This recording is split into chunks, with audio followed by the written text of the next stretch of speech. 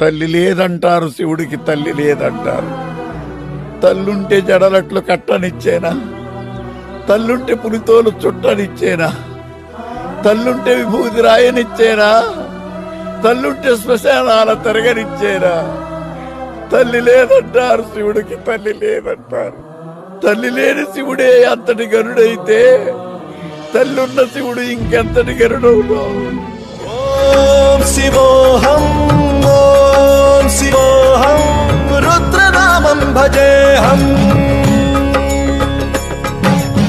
ఓం శివోహం ఓం శివోహం రుద్రనామం భజేహం.